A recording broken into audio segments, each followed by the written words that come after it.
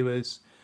Okay, so I'm here talking to Dr. Carlo Alvaro from CUNY. So it's a university. It was a sort of collection of colleges or something. Is that right? In Yeah, yes. New York. CUNY is the City University of New York. It's a ginormous university. It's got a lot of colleges throughout Hmm.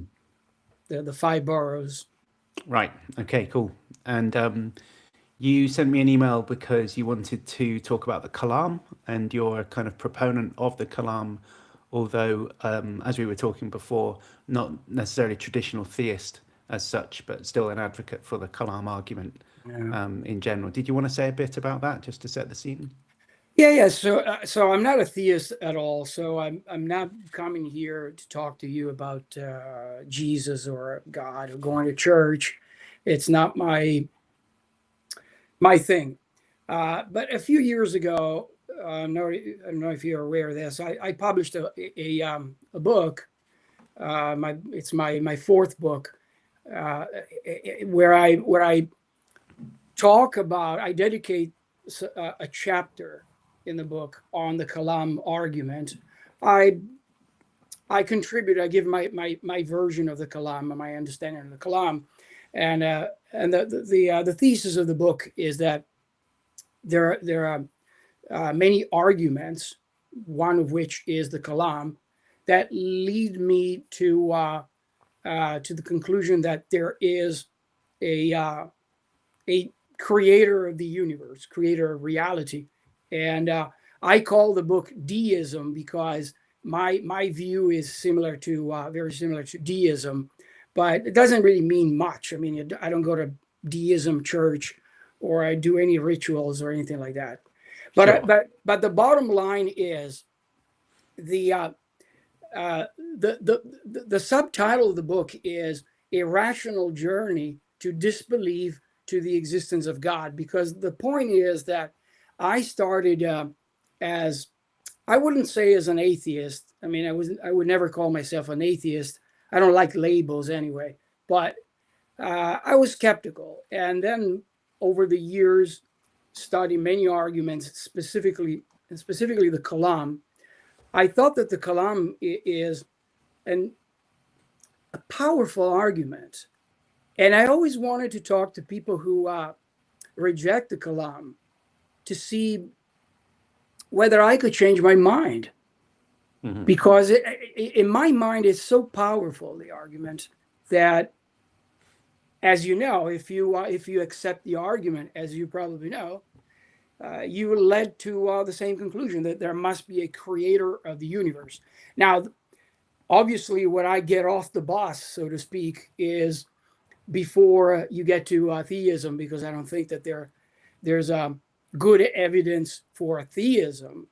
But the Kalam, if it works, gives you a strong reason to believe in a deistic kind of divinity. Okay, so you're thinking of it as a kind of non-personal creator or something like that. Is that the I distinction? Well, I think it is personal. It is personal, although not exactly. It's complicated, but not exactly the kind of person like in Christianity, where you have a God that requires certain things of you, of his creation, and nothing like that. Hmm. But I do believe that uh, this God, call it whatever you want, deistic God, uh, is a mind endowed with freedom of will, Okay. because of the very implications of the Kalam, some of the implications of the Kalam. Okay, well, we can explore that a bit when we get if we get to the point where, because I mean, traditionally the Kalam is a little syllogism where the conclusion is something like the universe has a cause for its Right. existence, which is not the same as even the kind of deistic perspective you were presenting then. It's just a cause. So then there's some other stuff that comes afterwards, sometimes called stage two, where you kind of say stuff about what that cause must be like. So maybe we can come back to that, your view of what the cause must be like, once we Yeah. get on to that part of the argument. So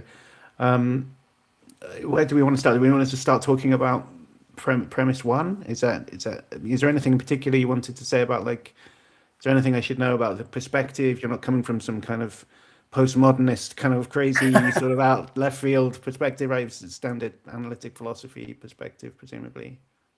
I don't think that I wanted to spend too much time on premise one, because premise one is what else can we say, Alex, that has been said a million times? I mean, it seems to me that as a matter of fact, if you read my paper, the way that I don't even like to talk about, to word it. I know it might sound tricky to you, but I don't like the word cause, because it opens a can of worms that I don't want to go there. But I like to put it in terms of maybe efficient cause, if anything. But I don't even like to say the word cause. The way I outline my argument in the paper is that all objects that come into existence, whether they are physical or non-physical, because it seems to me that, for example, a thought, right, an idea or a concept is not a physical thing.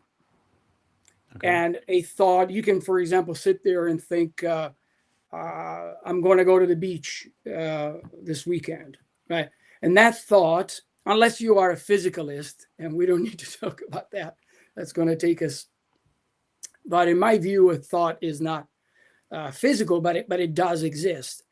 And so whether it's physical or non-physical, whatever comes into being, comes into existence, it comes into existence from something else. There's something else that brings it into existence. Whether it's, let's say, a protein that comes into existence as a result of a process in the body, right, from amino acids, or whether it's a barista making a cappuccino, or a pizza, or a baby, or whatever that is, there's something else that brings these objects into existence. And it seems to me that premise one, not a lot of people want to dispute premise one, although there are some, but I take it for granted that it is impossible, metaphysically impossible, that an object, especially a physical object, comes into existence without any efficient cause, or without anything that brings it into existence. I don't know. What do you think? So, I mean, I know we talked just before we started, and I mentioned to you that I'd had this conversation with William Lane Craig the other day, and I take it you hadn't watched that yet. So, No, the risk of repeating myself to some forward. extent, I don't want to. Some of the people, I guess, watching this might have already seen that. So I might rehearse some of those same sort of arguments, but I'll try not to just say the same exact stuff again. But there's this philosopher, Arthur Pryor, right? It's philosophical logician in the 50s and 60s.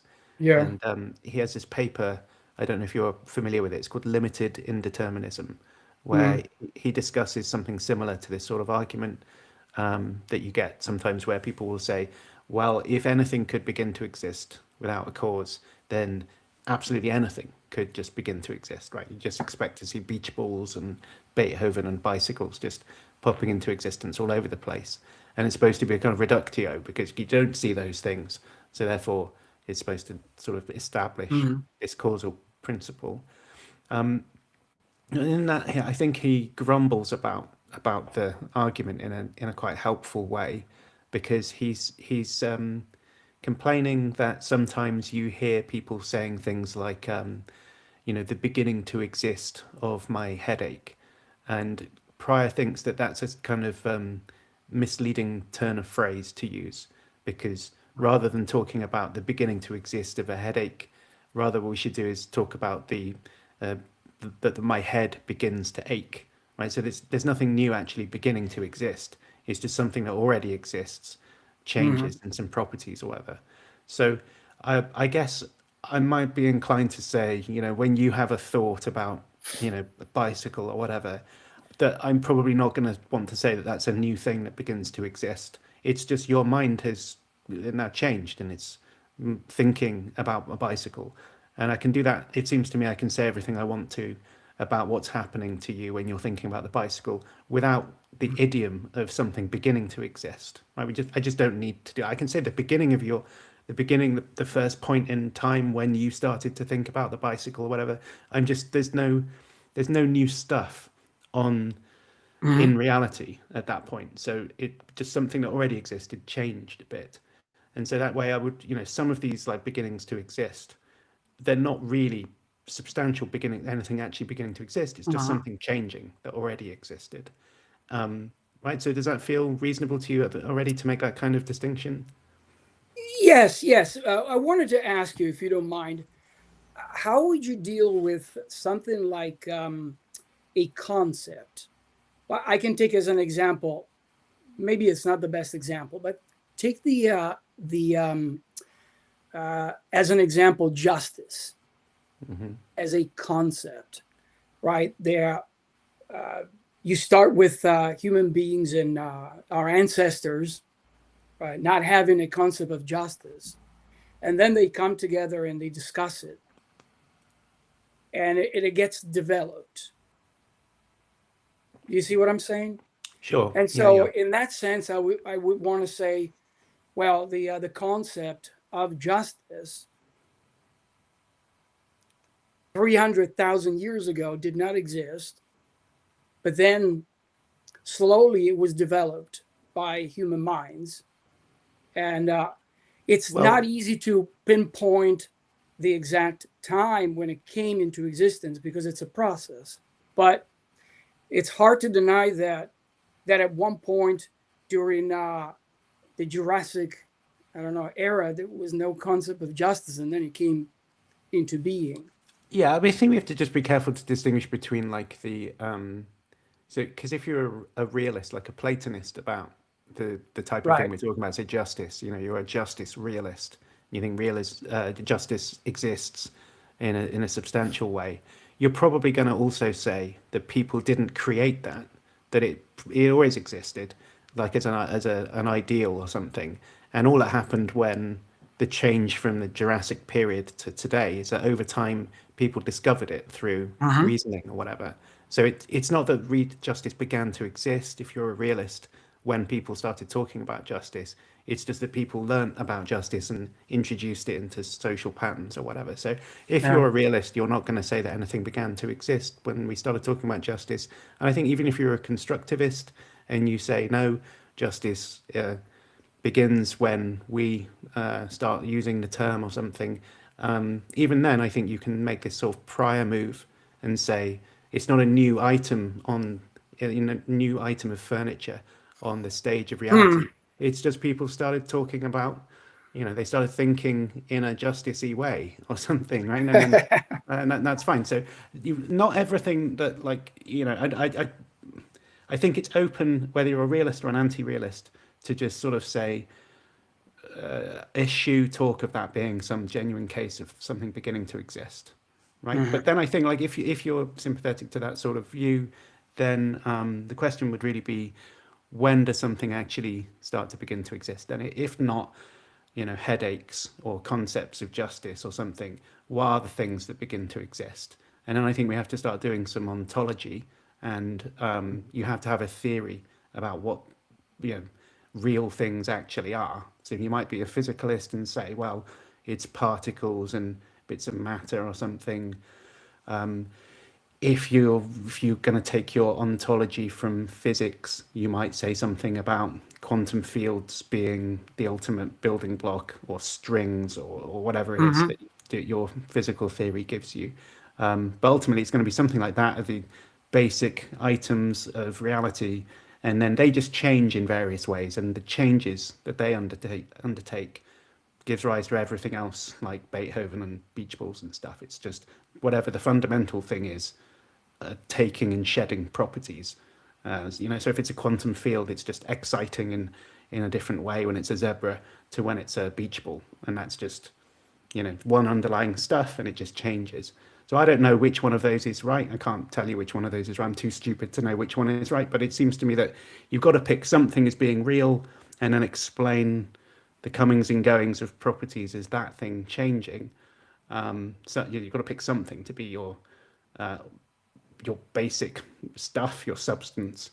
So then the question is, if most of these humdrum things that we consider, like beach balls and headaches and things, if they're not genuine cases of things beginning to exist, they're just rearrangements of pre-existing stuff, right? Then it might be that the beginning to exist of the universe, if the universe did begin at some point in time, is very different to the beginnings of beach balls and whatnot. So, and all the causal intuitions you've got about beach balls and bicycles beginning to exist, maybe they don't apply, because after all, they're just rearrangements of pre-existing stuff. And what we're talking about with existence itself, kind of all the material reality coming onto the stage out of nothing, if that happened, it would be a different type of beginning. It'd be a much more profound kind of metaphysical event than the mere rearranging of pre-existing stuff. So I kind of want to say, whatever intuitions you have about beginnings to exist of normal things probably just don't count for anything when we're looking at the beginning of all The universe. material reality. Yeah. No, I've heard that before. I've heard that argument, and point taken. It's an interesting point. I mean, you're saying, look, every time we are talking about things, objects, or events coming into existence, essentially we are misled by our language. But in reality, what's going on there is that there's already something going, and then it's rearranged in some kind of way. And from our human perspective, we say, hey, look, there's something coming into existence. But to be precise, very precise, it's not that it's coming into existence, it's being rearranged. That's right. I've heard that before.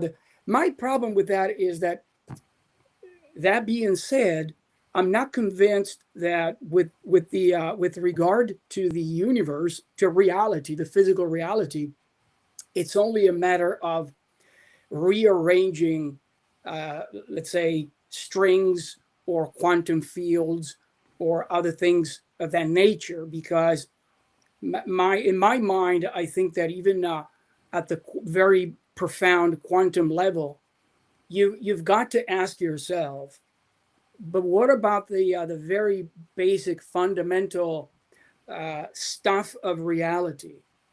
Is that stuff eternal, or it popped into existence out of nothing, or what? And it seems to me that even that you have to question whether that stuff is eternal. Now, if you say then to me, like many people have said to me, well, but sometimes subatomic particles pop into existence for no reason whatsoever in the quantum field. Well, the problem with that is that if you're making an epistemological assertion that you're saying, as far as we know, these subatomic particles popped into existence for no reason whatsoever, but we don't know whether there's a reason. You can't make an ontological assertion and say, no, we literally know. And by the way, I've spoken to physicists who make that assertion. They say, no, we know that subatomic particles come into existence for no reason whatsoever. And I always reply to them, how do you know that? But even if that were the case, there's the problem of where does the quantum field come from? And I'm not convinced that the quantum field is eternal. And the reason is, I think it boils down to the same story that I suspect we're going to talk about next.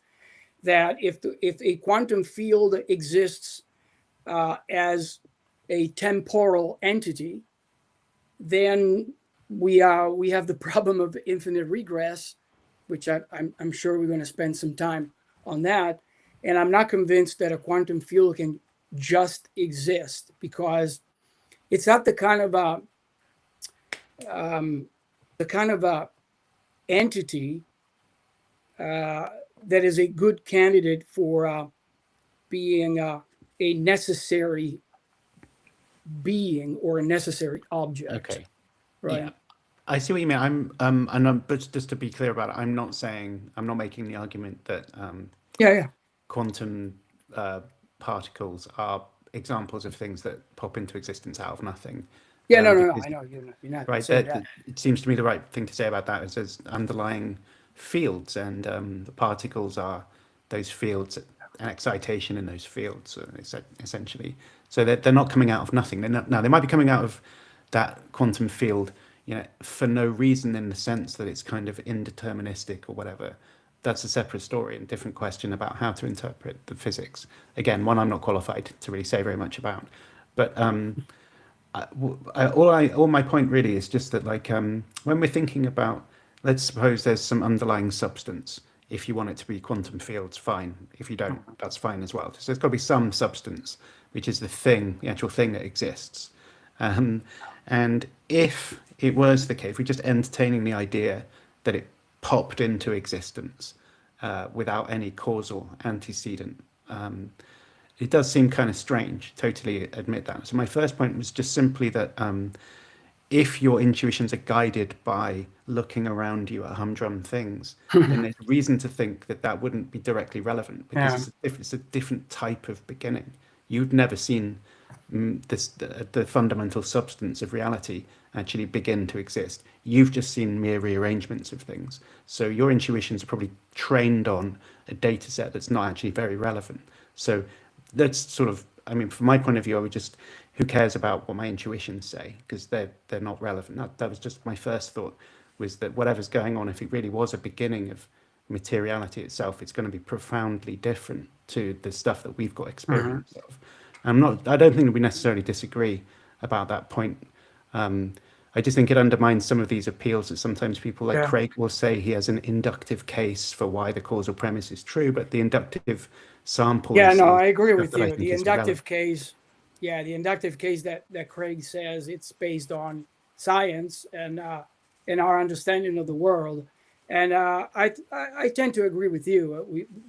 It seems strange to try to extrapolate from the physical world that we inhabit, which, by the way, we don't even understand 100%, not even 1%, and then slap on the universe and reality itself whatever inference we get from the physical world. I totally agree with you.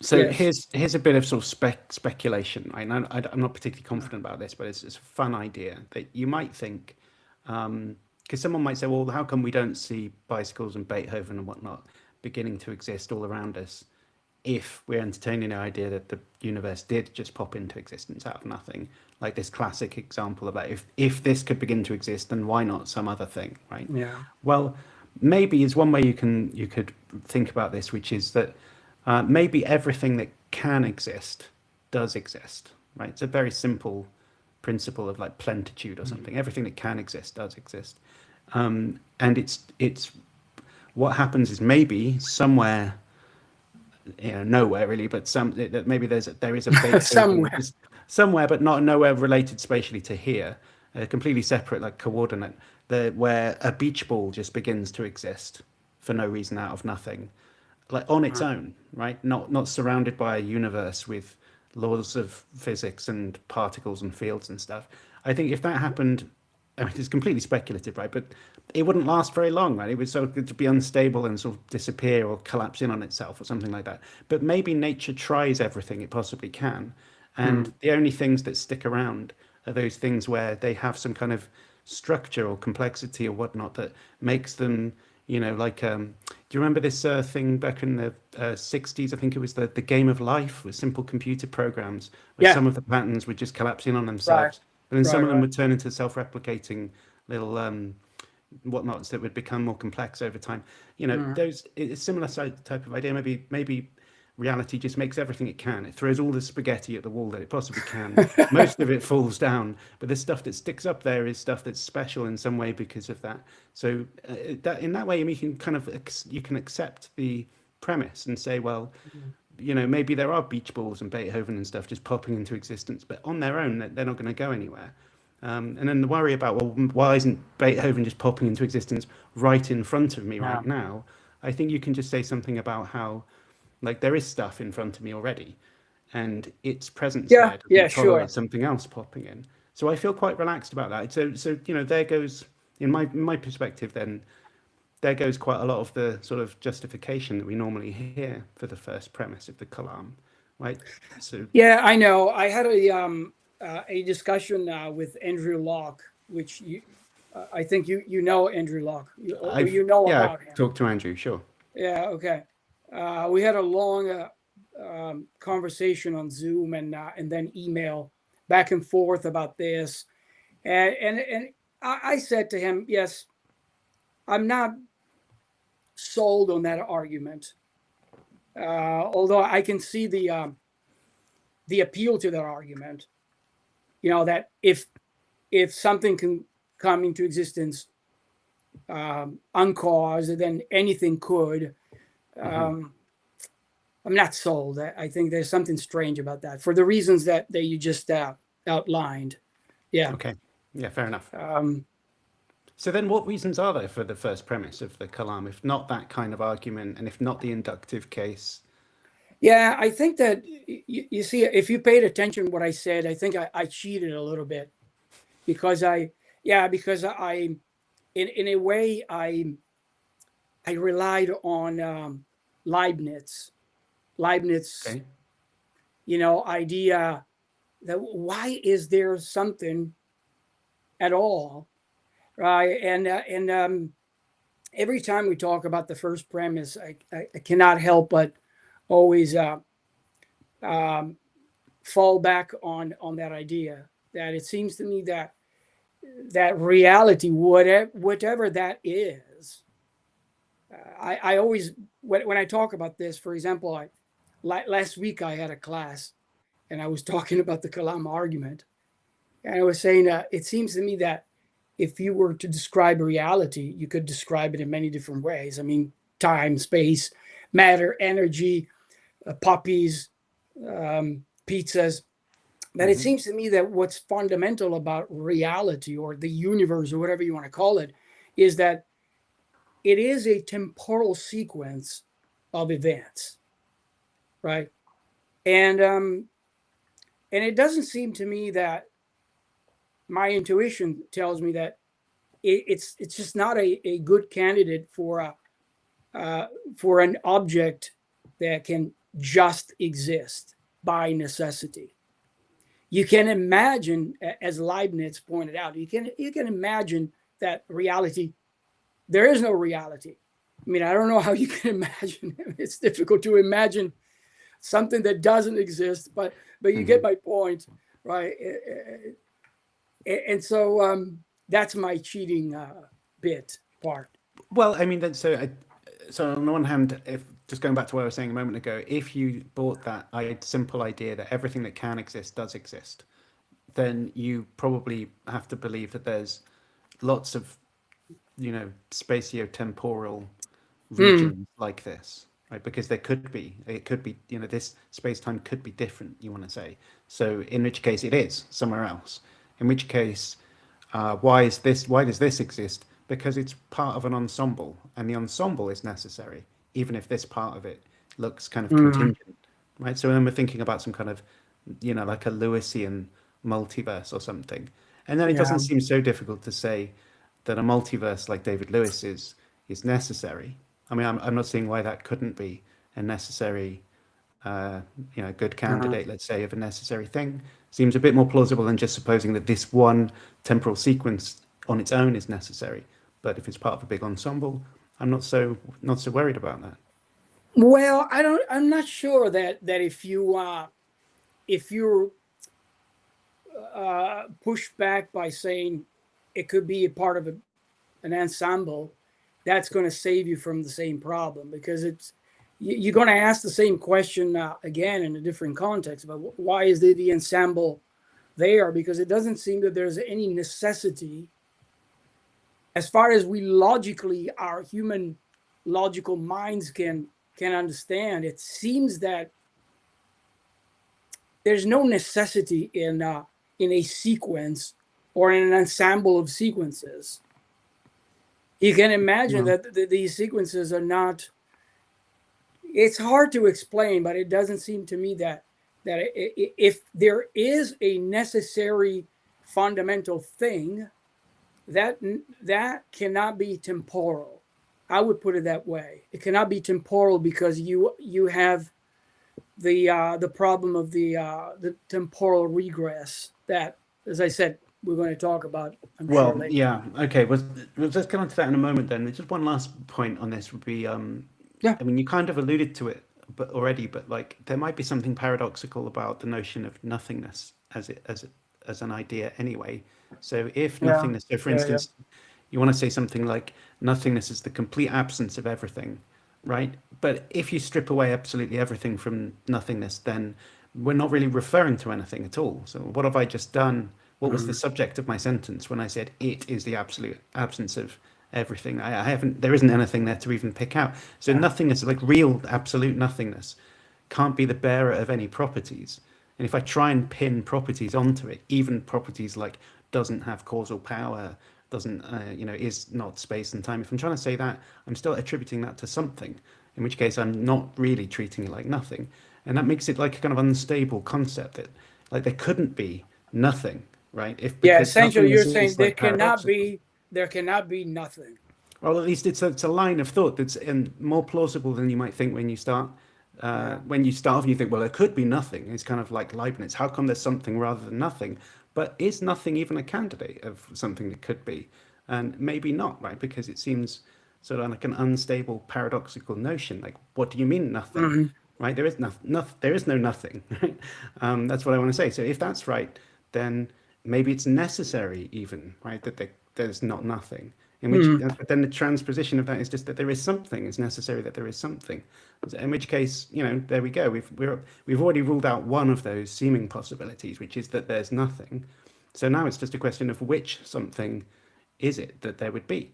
And then now we start talking about, well, you wouldn't want to just pick one out of all the different ways that things could be. So the simplest thing to do is just say, well, everything that could exist does exist, right? So that was where I was, I'm not dogmatic about this. I'm kicking an idea around. No. Sure. The problem with what we're just discussing now is that there's no way that we can verify or anything. As you know, in the history of philosophy, people like Leibniz and others have found this intuition that plausible that reality is not, logically speaking, is not a good candidate for something that we can call a necessary being. And they thought, yes, I can think, logically speaking, that there might be nothing. But as you pointed out, how can you even think that there's nothing? I don't know. I tend to, for some reason, my guts tells me that there could be nothing, in the sense, it's difficult to put it in words, but in the sense that reality, let's put it this way, that reality doesn't seem to be logically or metaphysically necessary. I tend to accept these assertions. And if you say to me, well, prove it to me, I can't really prove it. This is not the kind of thing that you can prove. But I feel that it's more plausible than not that reality is not necessary. It doesn't seem to be necessary, and you would have to show me something substantial to convince me that reality, existence, maybe it is necessary, because nothingness is not even a possibility, as you pointed out. But I'm not convinced. if but then if nothingness is not a possibility, then it seems to say that there has to be something, right? If that's right, and it just seem to be two sides of the same coin. And it might be that for each thing that there is, that thing is contingent, even though it's not contingent that there is something, right? So it's like a standard kind of distinction between each and all, right? It might be necessary that something exists, but for each thing that does exist, it's contingent that that thing exists.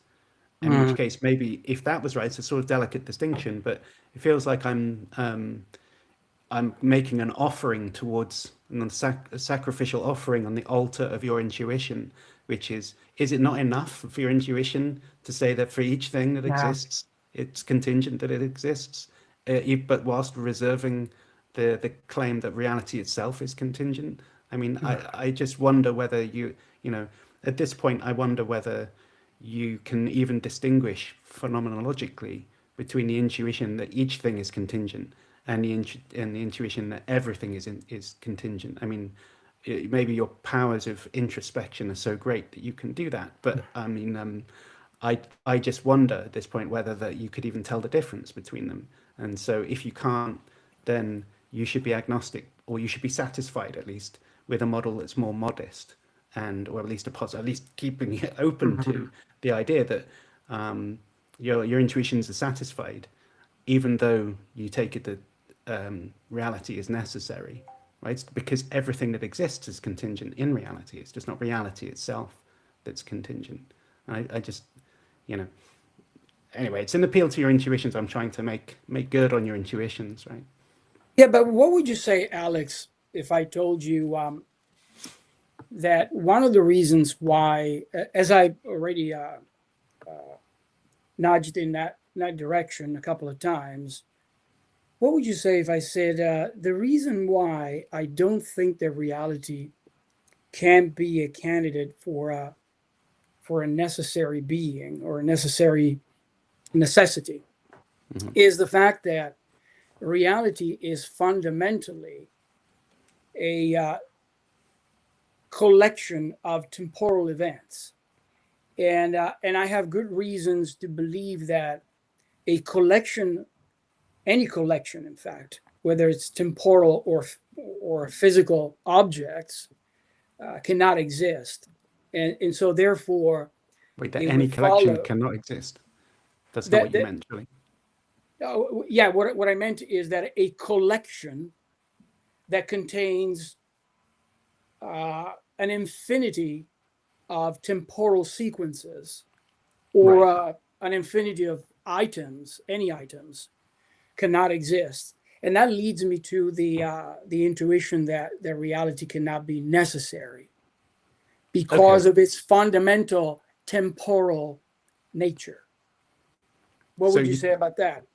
well, I mean, I think I understand. So, like, if the temporal sequence of events is infinite, it seems more likely to me in tracing intuitions, which again, intuition following is fun. I don't know if anyone should listen to what my intuitions say, but okay, I sort of understand the idea that if the temporal sequence of events is infinite, then it's more likely or some more plausible that it's necessary. Because if it's finite, then it goes Yeah. back, say, 13 billion years or something. It really looks like the type of thing. Well, how come it didn't go back a bit more, or how come it wasn't different, or whatever?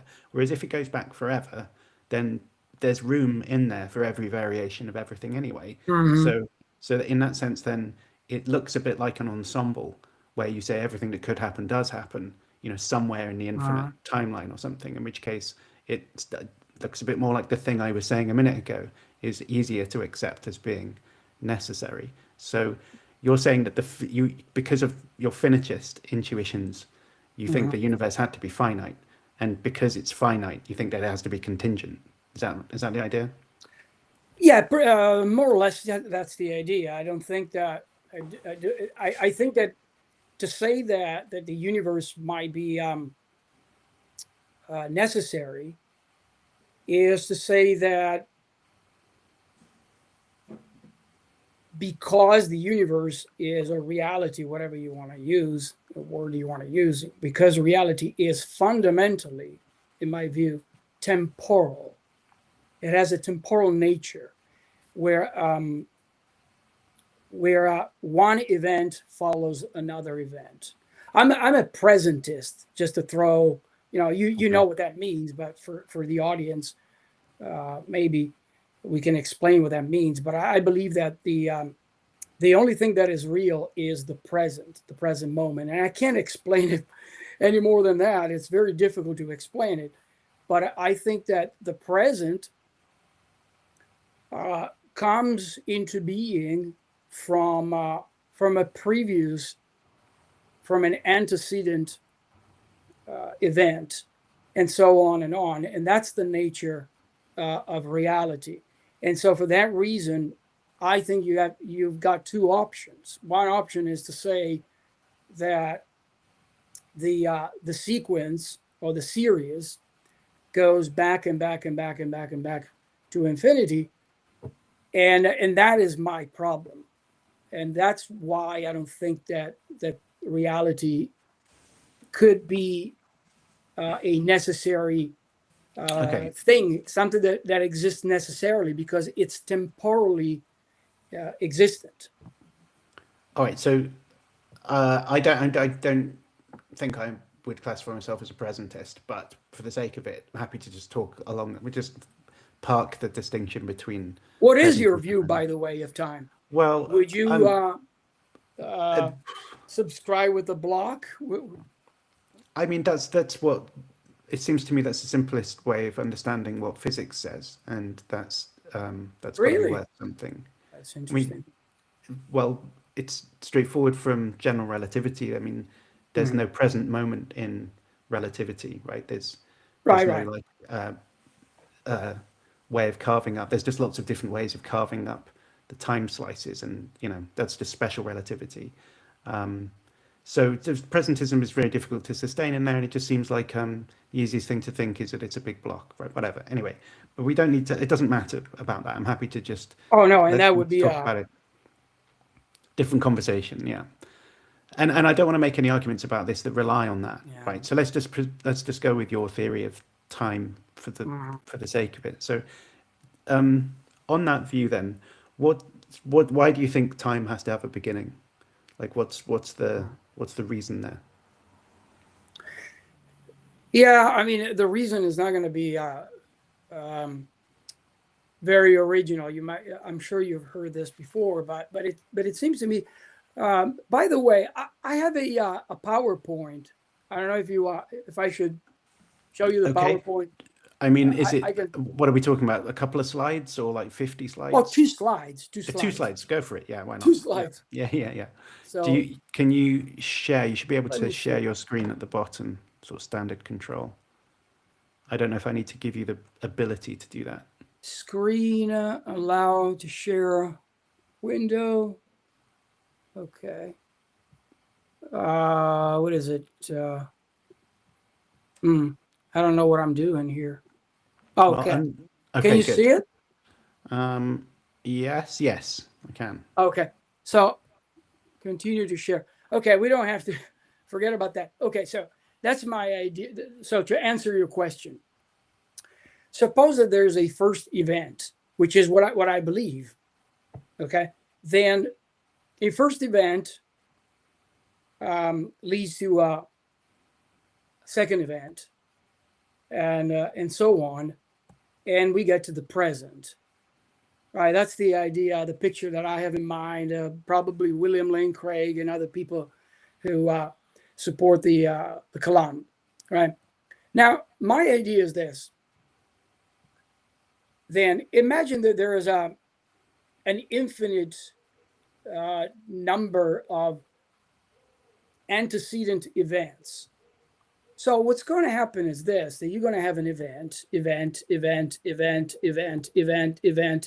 but you never will get to. Okay, and I'm done with the presentation. By the way, is it still showing? No. No, you're back now. Good. It's good. Okay, so you see that's the idea. So you you will never get to the present. Now, I know what you're going to say. I have an idea what you're going to say. You're going to say, well, it doesn't seem logically, let's say, contradictory that you could traverse an infinity of events all the way to the present. My problem with that is, if you've been following, I hope I've been clear enough, but my problem with that is that if you presuppose that you said that you subscribe to more or less the block theory of time. Okay. Now, okay, I get it. If you think that the present exists just like the past exists, because in the block, every moment in time is equally real. Okay. Now, so if you take it from that perspective and you presuppose that the present moment, 2026 or whatever you want to call it, the present moment is already there, it's just a matter of the slice of bread or the slice of the block in which that you inhabit, but the present is already there. Well, I get it. But because I'm a presentist, I don't believe that the present is already there. So the present arrives as a result of a sequence. But if the sequence has no beginning, then it's impossible to get to the present. Now, but here's my argument. My argument is that when I get to this point of the discussion, and I'm thinking about the possibility of traversing an infinity of temporal sequences, I always pause and say to myself, but wait a minute. In order for anyone to advance such an argument, to advance the argument that it might be possible to traverse an infinity of temporal sequences, you have got to first prove that an infinity of temporal sequences is even possible. And I don't even think that it's possible to get there to that stage of the argument, because I believe that it is false that an infinity of items, whether it's temporal or objects, stamps or pizzas or whatever, can exist in the physical world. And so for that reason, I don't believe that an infinity of temporal sequences exist in the first place, let alone the fact that it seems absurd to me that you could even traverse it for reasons that I might explain later. But I want to stop here. The traversal thing sounds like a different argument to whether there could be a collection that's infinite. I mean, if you think there couldn't be a collection that's infinite at all, then there couldn't be a collection of events that's infinite. And it doesn't matter about traversal. Traversal is a sort of weaker argument, which is saying even if there could be an infinite collection of things in principle, there couldn't be an infinite temporal collection of things. So I guess we've started at the more specific argument, but then you wanted to fall back on the more general one. So it's confusing me a bit. Do you want to pick one of those to talk about rather than the other? Oh, sure. So essentially, what I'm saying, to be abundantly clear, I don't want to confuse anyone. So we started with a question: why don't you think that the universe, that reality, is fundamental or necessary? And I think, and the reply there was because, in my view, reality is a collection of temporal moments, temporal sequences, and I argue that if reality, I argue that reality is a finite collection of temporal sequences. Okay, now at this point, then my problem is that I'm not even going to consider whether it is possible. You've heard all the arguments from Craig, from other people, that traversing an infinity is impossible. And I agree with them. But what I want to say is, before you even get there to the idea of traversing, let's talk about whether it's possible to have an infinity of items. Because I think that that's the crux of the matter. And I think that unless and until you prove that it's even possible in principle to have an infinity of things, and I'm not talking about numbers, right? An actual infinity of things in the sense that I guess Aristotle would put it, an actual infinity, unless and until you prove that an actual infinity could be possible, it's just Well, impossible. I mean, but stated like that, it sounds like you're saying I have to show that it's possible, and if I can't do that, you're allowed to say that it's impossible. But that doesn't feel right. If you want to say it's impossible, you have Well, to have it's an not argument that. for that, No, it's right? not. If I say it's possible, then I owe you an argument. But if you're saying it's Yes, impossible, you owe me an argument, right? You sure, can't say it's impossible, but I have to sure, give you sure. the argument, right? So what's the argument? Right. Why My think that it's argument. Well, impossible? you're already aware of all the arguments, right? From the hotel, from the collection of books, from the Grim Reaper, okay, and from the lamp, Thompson's lamp. So all those arguments, in my view, they are great arguments, powerful arguments that demonstrate that there is something fundamentally absurd about infinity if we think of infinity in terms of the possibility of a collection that has a number of items that take for example, let's say a collection of coins, right?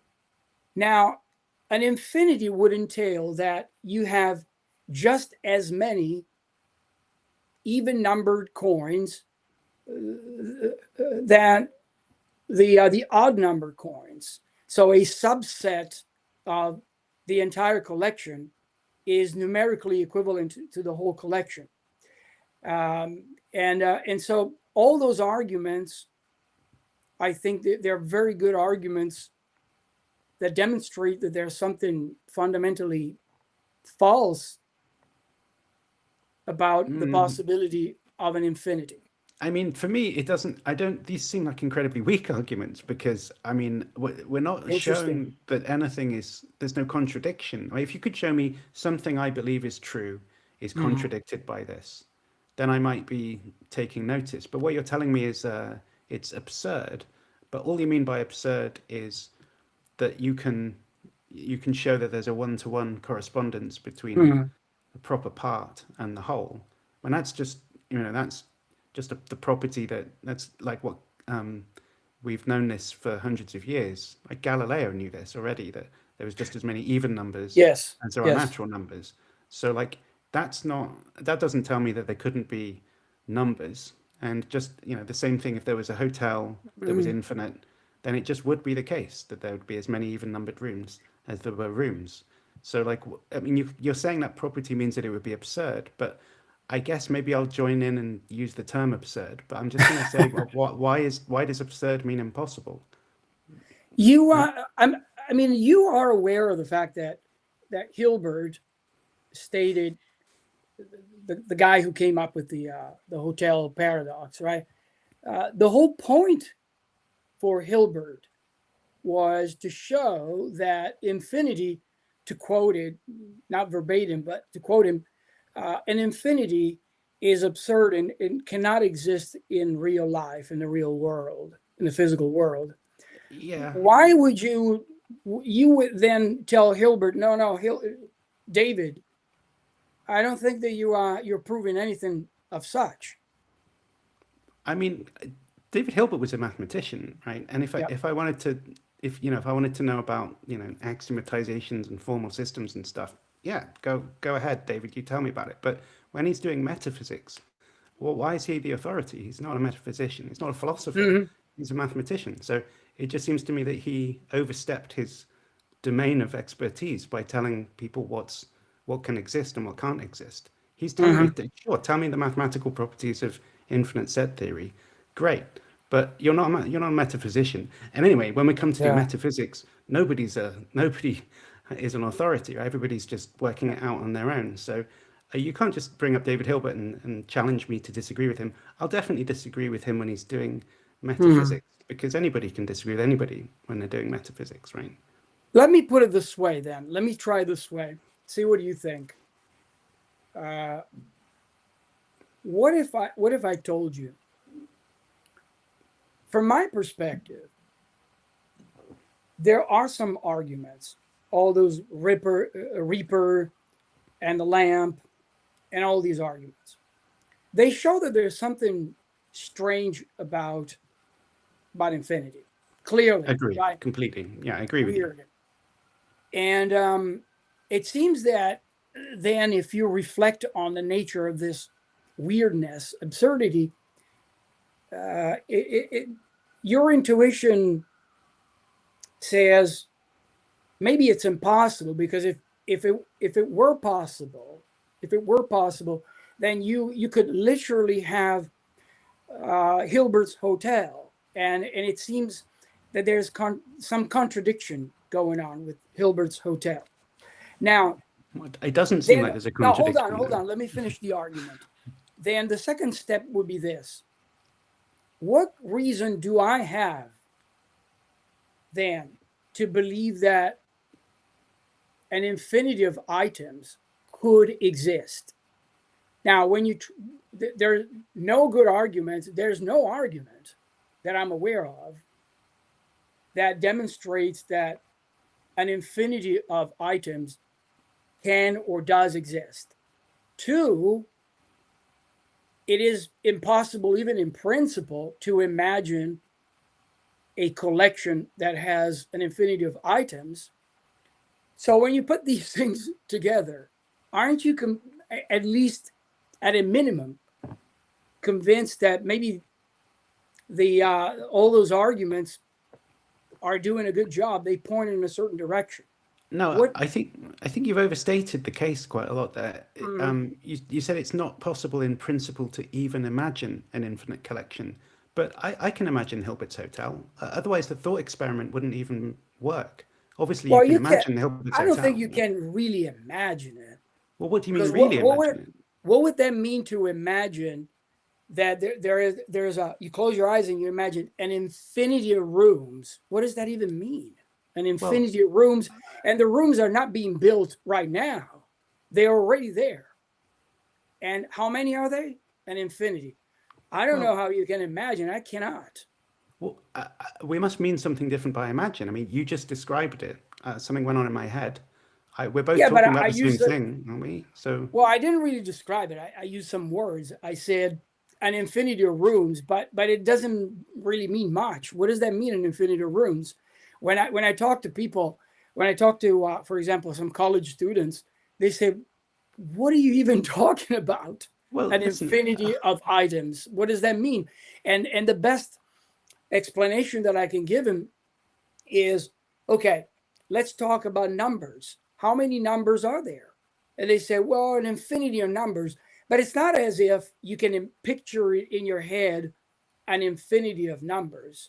Yeah, but listen, if there was a hotel with 50 rooms in it, I can't picture all 50 rooms at the same time. I might be able to picture 1 or 2 rooms at the same time. But so what? My ability to picture it surely is not a litmus test for what can exist. There's more people in the world than I can picture.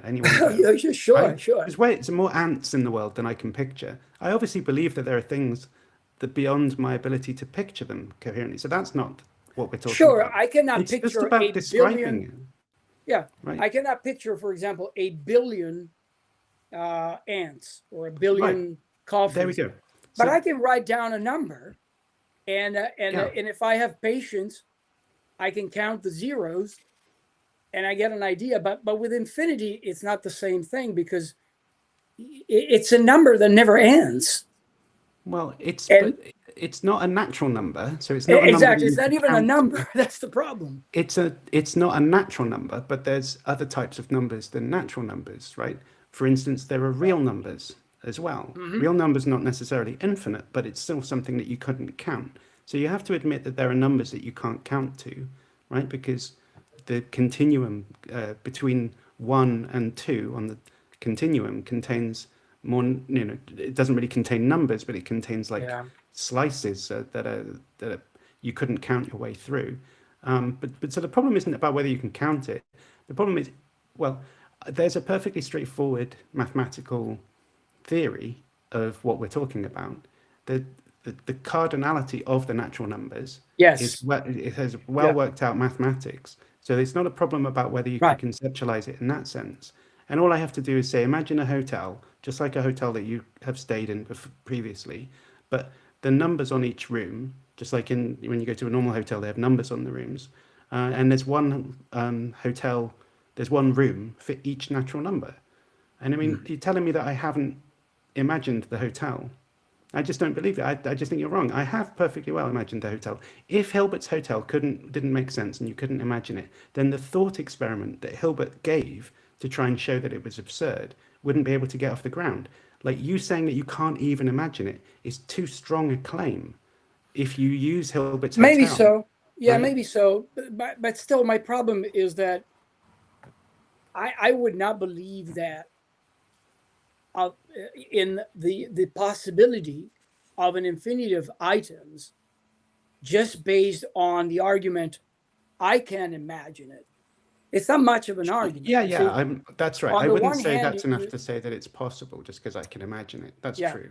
So I'm not on the saying one that. hand, what my the way that I think is this: that on the one hand, you have a position according to which maybe it's possible, and there's no obvious contradiction, logical contradiction, and maybe it's possible. That's the best that it seems to me that a person can do to support the infinity, the natural infinity. On the other hand, I have all these arguments, the Reaper, the lamp, and the hotel, and all my intuitions, and all the discussions about the impossibility of an infinite collection. And that's the reason why I'm leaning in that direction rather than in the direction Yeah. that it might be possible. Well, I mean, it's up to you. It's just that from my point of view, I'm not trying to say that Hilbert's Hotel is possible. I don't know whether it's possible or not. Yeah. But what I do think is that the arguments that we typically hear that say that it's impossible are not very good. Right? That's my position. I don't know whether, and that would be true. That opinion that I have there, that those arguments are not very good, it's going to be the same, irrespective of whether there are any arguments on the other side. Because it's not a court case. We don't have to convict anybody. We're just Right. trying to see, is there, because the Kalam argument requires, as one of the premises, that the universe had a beginning. Well, why think that? And one of the reasons is because infinite collections are impossible. So we're just down a dialectical tree where somebody making the argument has made that claim. So then the question is just, what reason do they have for that? It doesn't matter if there's anything on the other side of the ledger. It's just a question of, is there any argument that supports that? So you have to just take it on its own merits. You can't say, well, just because the other side doesn't have any evidence, I'm entitled to say that this premise is justified, right? It's not justified if you haven't got an argument for it. No, obviously, that would be, on my part, that would be ad hominem, right? Kind of a fallacy. I'm not shifting saying the that. burden of proof, I think, would be the way or shifting, better yet, shifting the burden of proof. And I get it. Maybe it's not fair to do that, but from my perspective, I have to. You know how it is in philosophy, Alex. We don't have anything to go by but logic and reasoning, and at one point, you have to say what seems to be more plausible than not. And from my perspective, I say, well, there are all this bunch of arguments over here that show that there's something strange about an infinity, right? When you think about it in terms of coins, in terms of stamps or hotels. On the other side, not because I'm trying to shift the burden of proof, but I'm thinking, what is it on the other side of the discussion? What can they offer to demonstrate to me that it might be possible to have an infinity? But I don't think just are shifting the burden of proof because that doesn't matter. Suppose I don't have anything. That doesn't mean you've justified the premise of the argument. Yeah, no, you're right. But I'm So, telling you the way I think that there's no good reason to believe that a collection can have an infinity of things.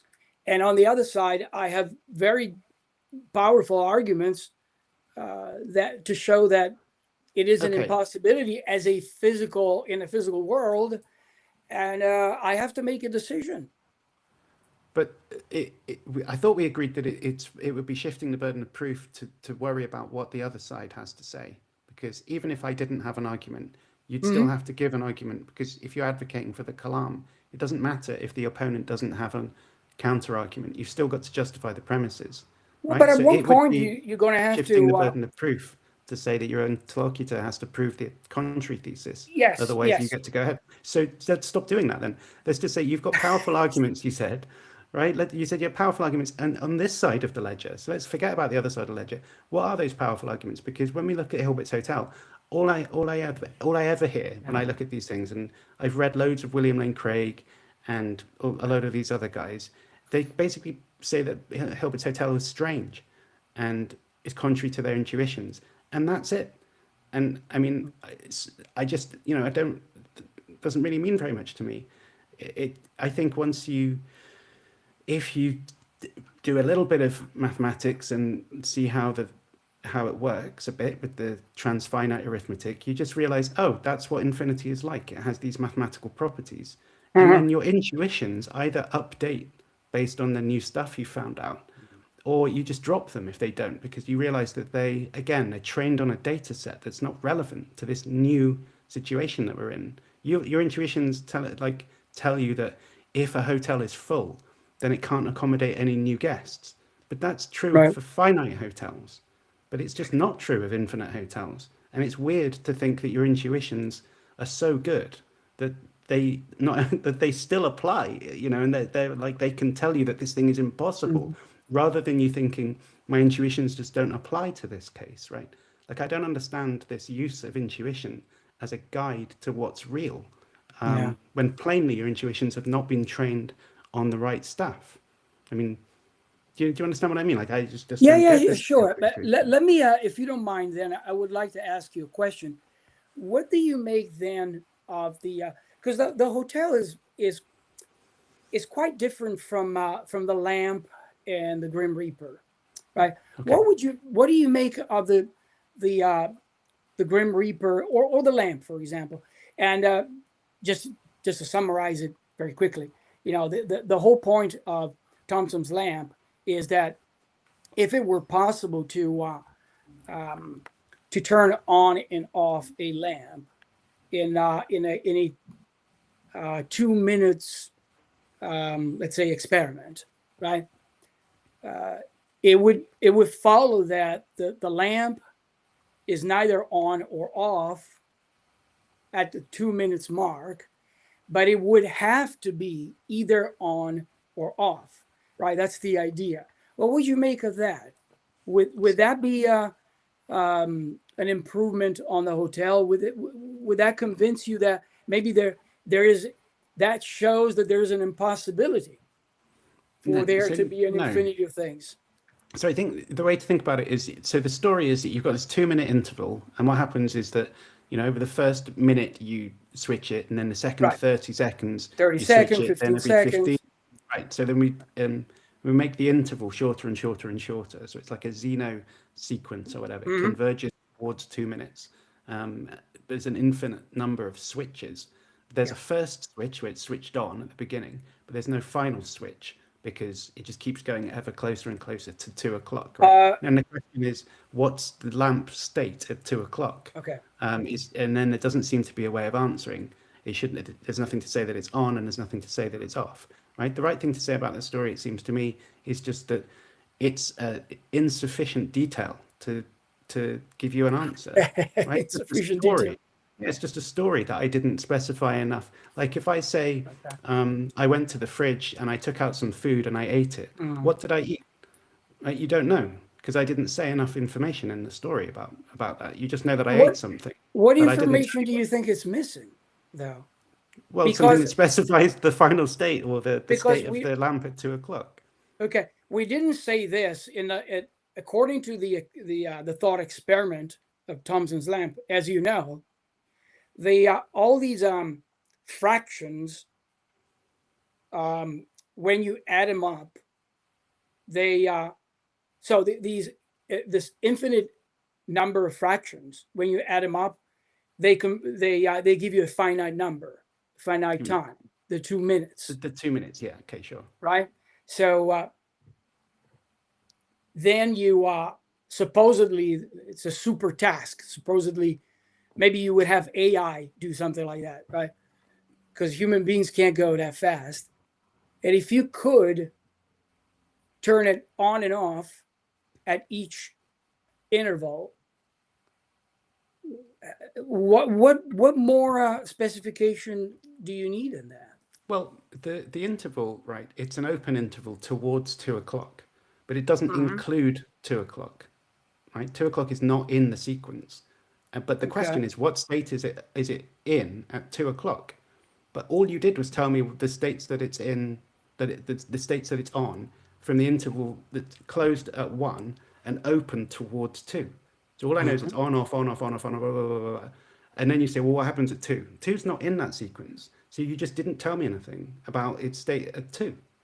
So obviously I don't can't tell you understand what what you state mean it's in 2. that 2 is not in that sequence. I mean, at 2 o'clock, 2 o'clock is, suppose that you start at 1:30 or 1 p.m. Surely at 2 o'clock, the lamp must be either on or off.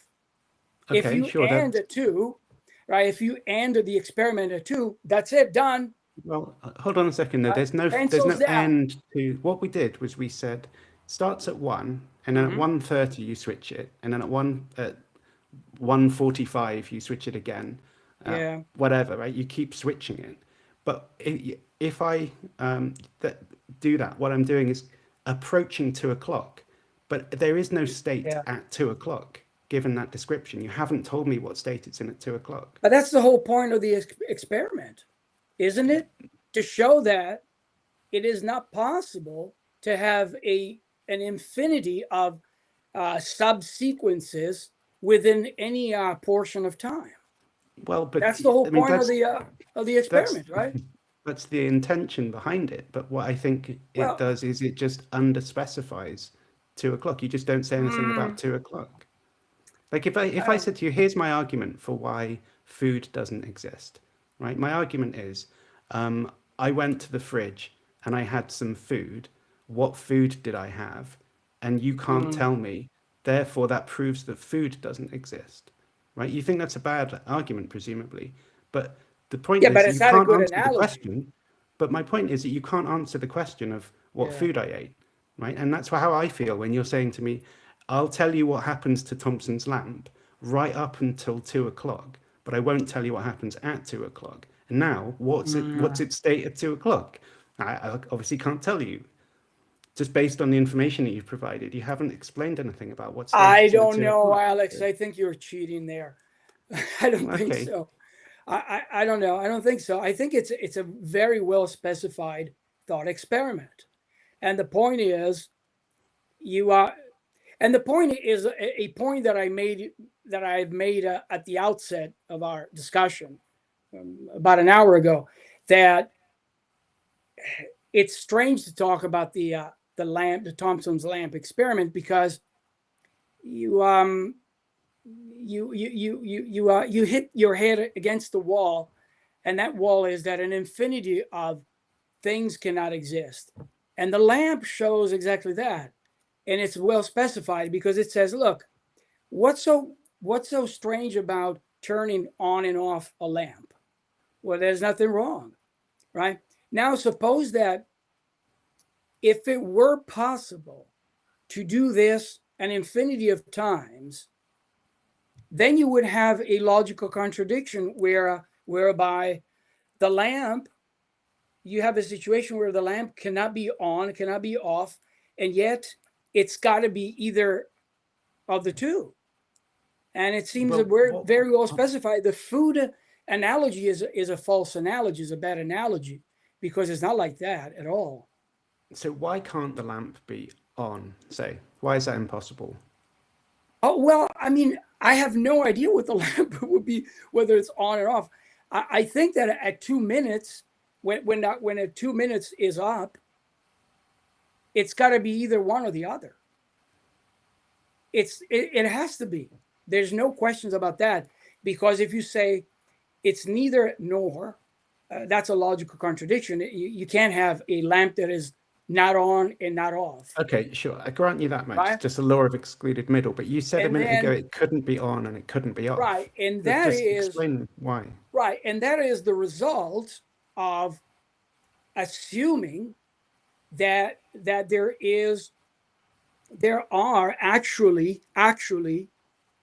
an infinite number of temporal, subtemporal fractions within that portion of time. So if you assume that it is possible that you can divide time that way, then that leads you to a situation, a paradoxical situation, where the lamp can't be on or can't be off. So you know that there's a mistake, and the mistake is clearly one, that there aren't an infinity of fractions in any temporal sequence. The reason to think that it couldn't be, say, off, right, is that you'd have to say that the off state, if it could be off, it would have to be immediately preceded by an on state, right? That's the only way it can be off. The only way it can be off is if it was just on before that. Right. But there is no immediately preceding state with Thompson's lamp, because there's just a never-ending sequence that approaches 2 o'clock. Oh, well, right? but that's then supposed to be the problem. But that assumption is, if you include that assumption in there directly, then that whole description is inconsistent. I agree with you. But here's another way of looking at Thompson's lamp, because you didn't say anything about that. You just give the standard routine, which is that it just is a sequence that goes on forever. But I could append a little bit of the story to that, which is just to say Thompson's lamp works like this. You switch it on and off ever quicker and quicker towards 2 o'clock. And it's got a little timer in it. And when it gets to 2 o'clock, that timer switches it on. Right? So the Thompson's lamp story appended with the timer, perfectly consistent. And now if that's the story, then it's on. Right? So you can tell, you can extend the story in some ways that are inconsistent, and you can extend the story in some ways that are consistent. And if you that just seems leave to the be. story, no, hold on, let me just finish. If you just leave the story as you originally gave it, it just doesn't specify anything about 2 o'clock. So I'm just not seeing that you have to derive some metaphysical conclusion from it. Yeah. And I'm not making this up either. I mean, if you read Graham Oppy's book, I think it's called Perspectives on Infinity. Philosophical Perspectives on Infinity, he gives a standard analysis of it as well. So I don't know, I don't think this is very challenging, the Thompson's lamp example. I mean, it doesn't make, I think when you just a bit of philosophical reflection, then you can sort of get over the puzzlement with this. No, that's not my understanding. I'm sorry. There's some begging the question there, because it seems, if I've understood you, it seems to me that you're begging the question in so far as assuming that it is possible to divide time into an infinite number of sequences, and then you slap in, well, there's a timer, and at 2, it's one or the other, it's on or off. Well, you don't get to do that. You don't get that conclusion, because you're presupposing that it is possible to have an infinity of temporal sequences. And so first you have to prove that, and then you can talk about the timer, and of course, if you have a timer that says, and you said if we're on or off, the lamp is going to be on or off. But that begs the question, because the whole point is, prove it to me that an infinity of temporal sequences, that let's say you have an interval of time of 2 minutes, divide that into an infinity of portions, and that seems to to commit that fallacy where you say because it is possible. You know that fallacy, right? That people call it what is it, the modal operator shift, where you say because it in principle I can think of dividing an infinity of times, it necessarily follows that there exists an infinity of subpoints, and that's a logical fallacy. Hold on. I think that the point of the thought experiment in the first place, you said, here's Thompson's lamp. The way it works is you switch it on, switch it off, switch it on, switch it off, and it's a ever quicker sequence. So there's an infinite number of switching off and on between 1 and 2, right? That's the premise of the thought experiment. So you were giving it as a reason to think that it's not possible, that the time couldn't be infinitely divisible or whatever. Yeah. So that's just the thought experiment that's on the table. All I did was say you didn't specify what happens at 2 o'clock, right? And that there were ways you'd have to give me more information to specify what happens at 2 o'clock, right? But then when I do that, you say, well, it's begging the question because it's presupposing that Thompson's lamp is possible. It's not. It's just the same thought experiment that you put on the table a moment ago. Right? But you can't specify what's at 2 o'clock. You weren't saying, when you gave the Thompson's lamp thought experiment in the first place, you weren't begging the question by supposing that it's possible. You were giving it as an argument to show that it's impossible. Right? So neither of us is begging the question. We're just kicking around a thought experiment. I'm not begging the question. I'm just extending the story a little bit. I'm not suddenly begging the question by appending a little detail on the end. So I just think you're wrong about that. I'm not begging the question. If I was, then you were in the first place by giving the argument. And that would be crazy. You have to be able to give a thought experiment and see what the consequences of it are. You're not begging the question. I'm not saying it's possible. I'm just saying here's a version of the thought experiment. Right? Just like you No, but were. my original question was, what do you, so essentially I get the point now that you don't think that something like the lamp would in any way show that an infinity of items or an infinity of temporal sequences is impossible. That's right. You would not be convinced by the lamp. Okay. That's right. Yeah. Okay. I am, but by that argument, I think that clearly shows that if it were possible to have an infinity of temporal sequences, subsequences within a portion of time, an interval of time, you would get a situation like that, which is impossible. It's very clear to me, and so the only conclusion is, the most plausible conclusion is to say, well, that demonstrates that it is not possible in the first place to divide time that way. But when we so I gave the example of imagining Thompson's lamp with a timer that switches it on at 2 o'clock exactly.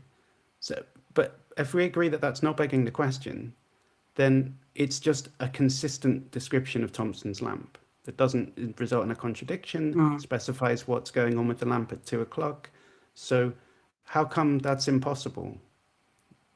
It seems like it's consistent, and there's nothing to say there's anything problematic about it. It specifies what happens at 2 o'clock. So what if it's switched on and off an infinite number of times beforehand? Right? What's the problem? I just don't understand how you can go, yeah, it's clearly impossible.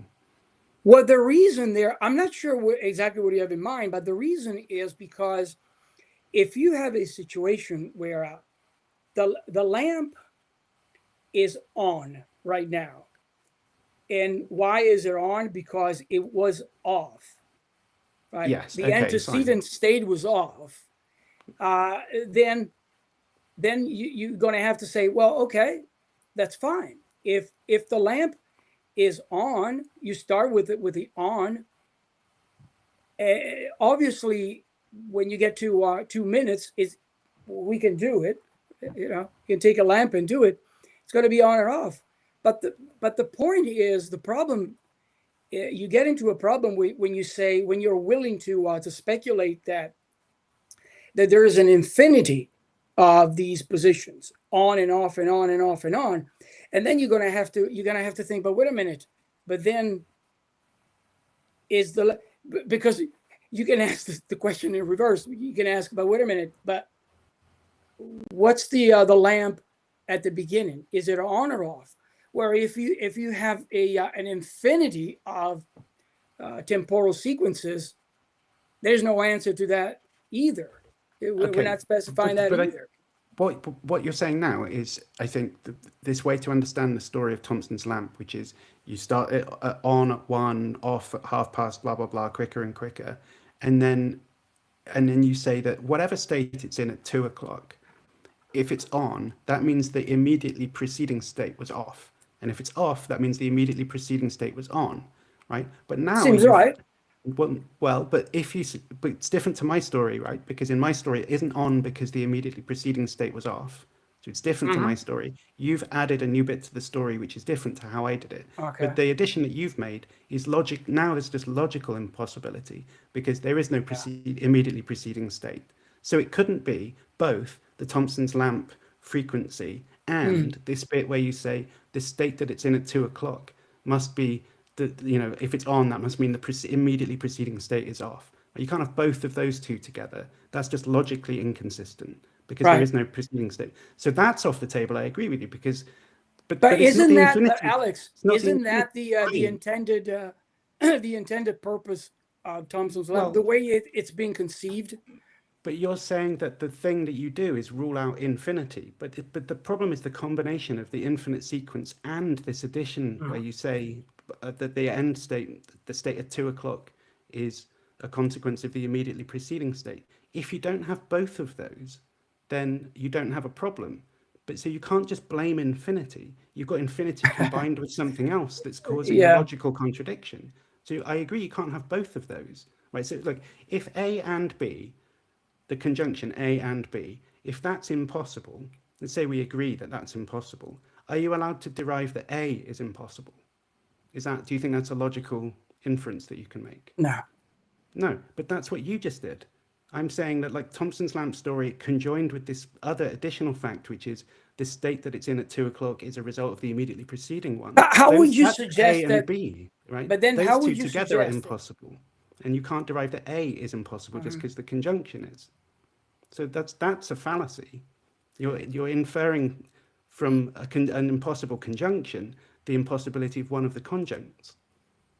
Yeah, but you seem then, if I understand you seem to suggest something like this, that the let's suppose an infinity of switching on and off were possible, regardless of what comes before 2, you set the lamp in such a way that at 2 o'clock it's either on or off. You decided.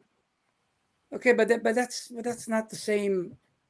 You're changing the story and you're changing the whole argument. It seems to me, because that's not what the idea is.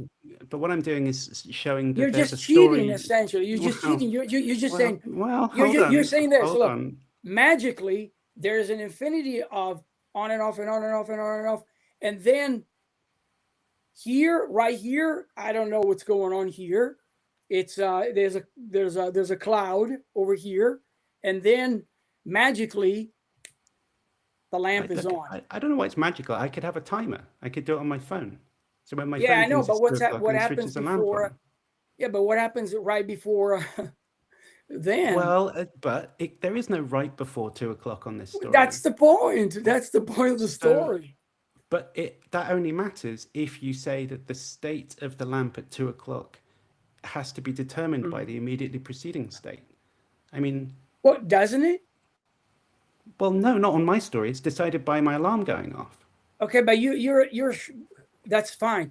I get your point, but it's a completely different thought experiment. Then. No, but the point that I'm making, right, is that you can tell a story that has infinity in it that's not impossible.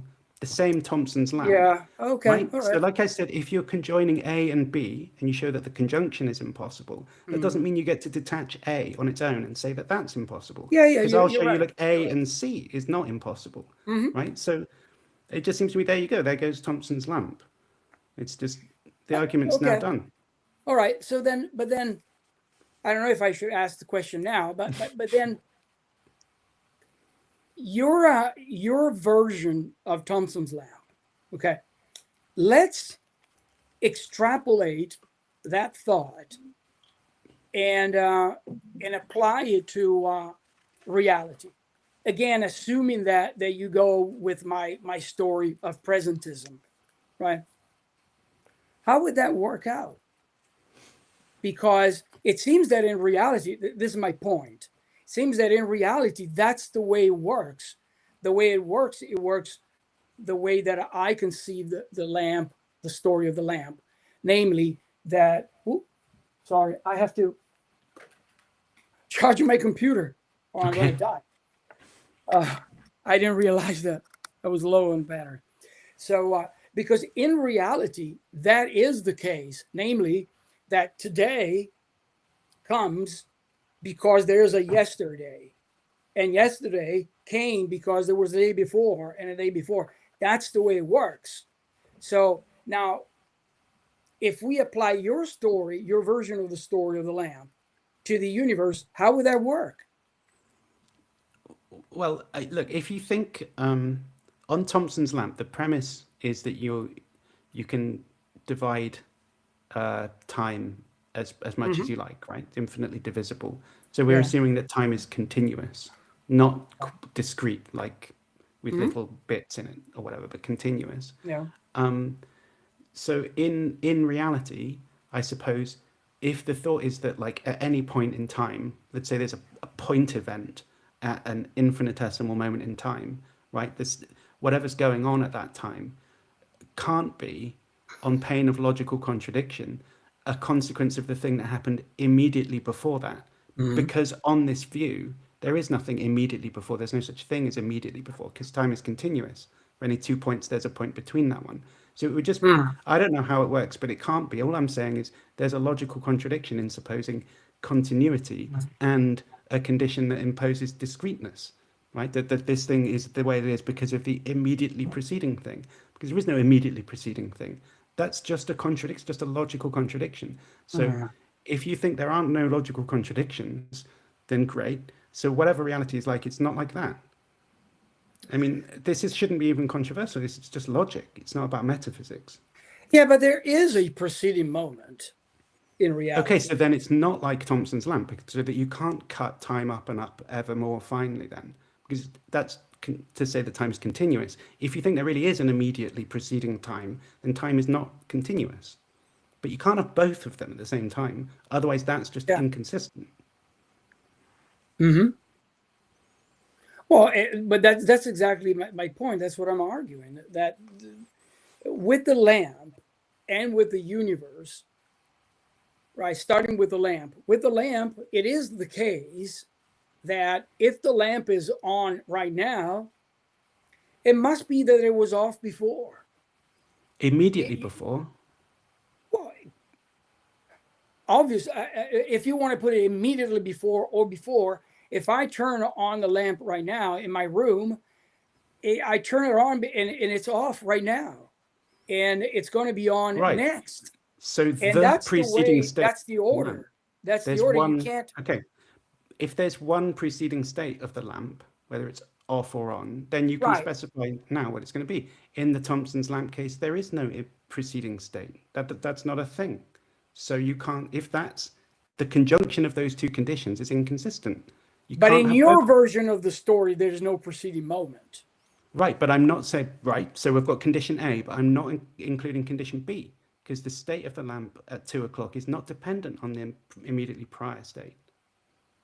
Right, so you're saying it's not that the lamp's being on now is causally connected, right? It's not the effect, the necessary causal result of the lamps being off a prior moment. That's what you're saying, right? Yeah, it's a causal consequence of my alarm going off. Right. Well, the problem is that, as far as I understand it, the people who propose the Thompson's lamp as an argument, they always assume that's the case.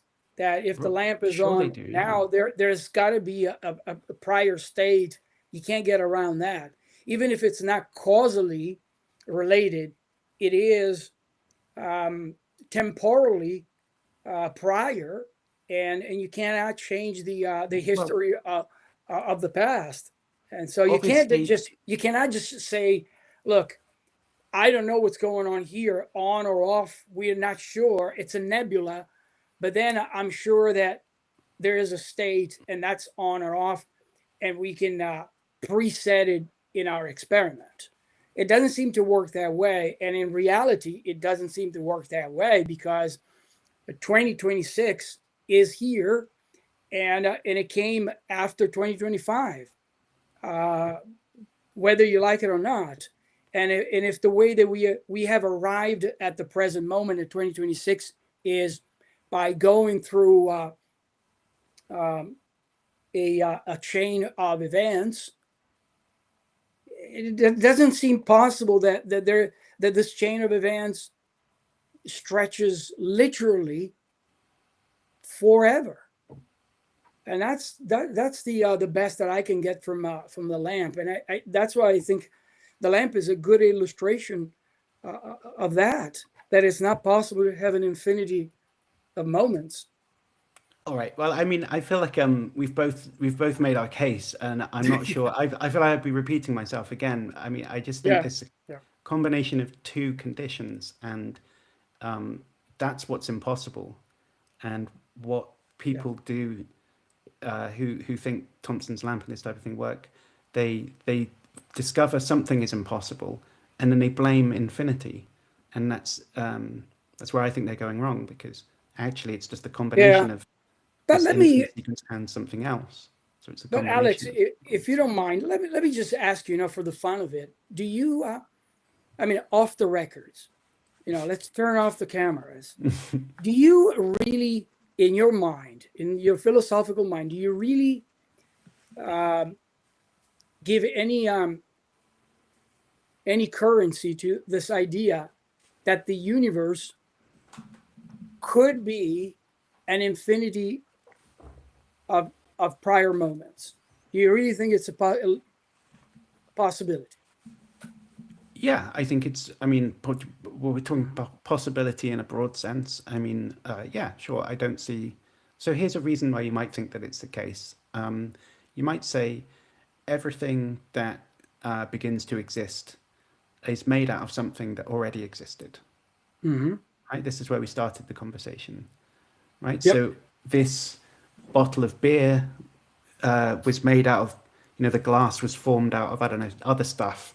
The beer was made out of water and hops and whatnot. Mm-hmm. So, and then if you consider those things, they were made out of pre-existing stuff, and that just goes on for everything. It's just a generalization that works for everything. Everything that begins to exist was made out of something else that existed beforehand. And there you go. Then you've got a chain that goes back forever. So that's a reason to think that there was never a point where everything began. Everything always comes out of something else. Yeah, I just cannot possibly accept that such an argument, because I'm always fall back to the same story. It's like the example. I'm sure you've heard it a gazillion trillion times, right? If I need to borrow $1, and I come to you and I say, Alex, give me $1. Oh, sure. Let me ask my friend Joe. And you go to Joe, and Joe goes to Michael and Christina, and et cetera, on and on and on, all the way back. Who has this dollar in the first place?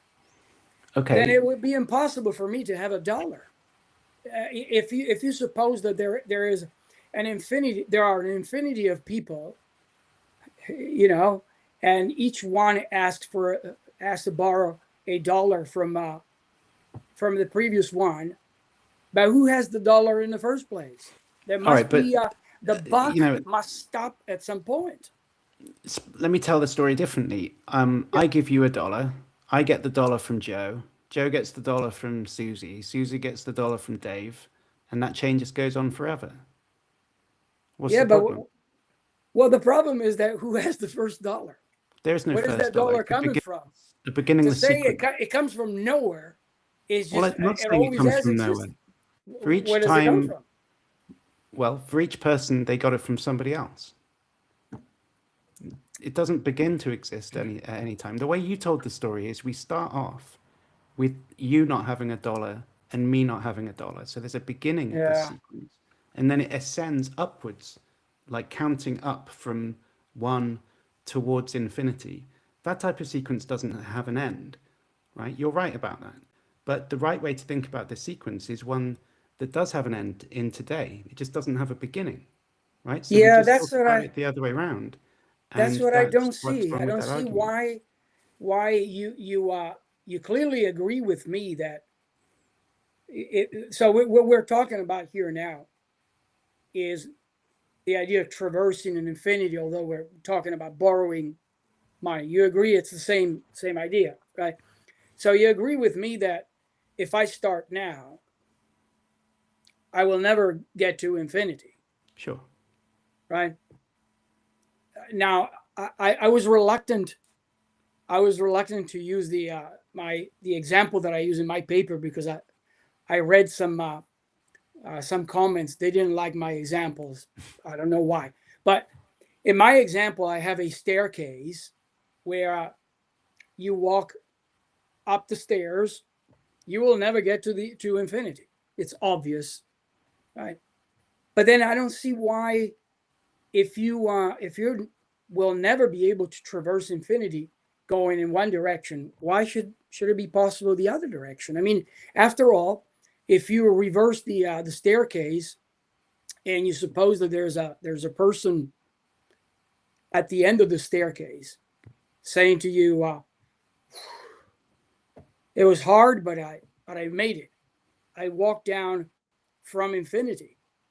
I don't see why you would believe him or her, because Well, the question is if you just able to traverse and walk literally on all the steps, an infinity of steps, then do me a favor, go back and demonstrate to me that it's possible. But the question is, go back where? Go back. There's no beginning, so I don't see how.